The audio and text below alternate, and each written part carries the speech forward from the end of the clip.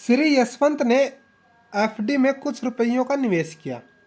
परिपक्वता होने पर कुल राशि कितनी मिलेगी यदि 10,000 रुपये 6 महीने के लिए 20% चक्रवर्ती ब्याज की दर से निवेश किए हो। ब्याज तिमाही संयोजित होता है। तो यहाँ पर दोस्तों एक इम्पॉर्टेंट लाइन दी गई है, ब्याज क्या होता है, तिमाही संयोजित होता है। रेट हमें कितनी दी गई है, 20%। यानी कि रेट हमारे पास क्या है, 20% है, और टाइम हमें कितना दिया गया है, 6 महीने। यानी कि टाइम हमारे पास क्या है, 6 महीने है दोस्तों।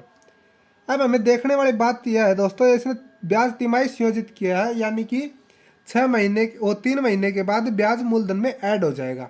इसका मतलब ये है।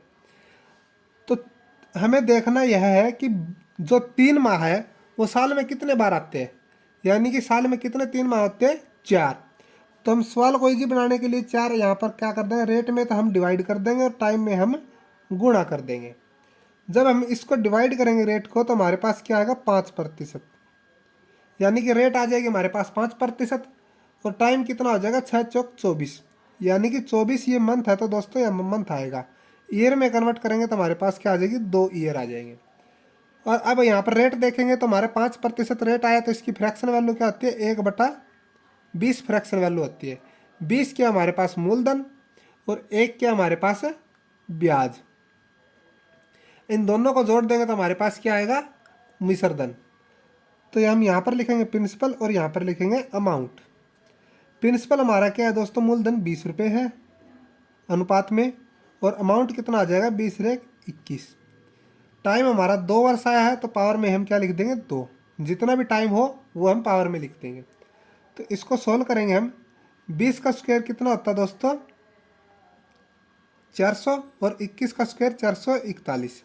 यानी कि इसके हिसाब से क्या निकल गया, हमने अनुपात में 400 रुपये हमने क्या करे, एफडी में निवेश किया, और 2 साल के बाद हमें मिले 441 रुपये। तो इसने क्या पूछा गया है, कुल कितनी राशि मिलेगी, यानी कि 441 रुपये उसको मिलेंगे।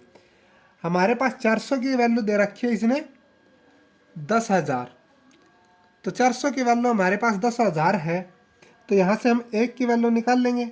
यानी कि 400 की वैल्यू हमें 10,000 रुपये दी गई है, तो हम 1 की वैल्यू निकालेंगे, तो 10,000 बटे में 400, और अब हमें निकालने 441 की वैल्यू, 441 की।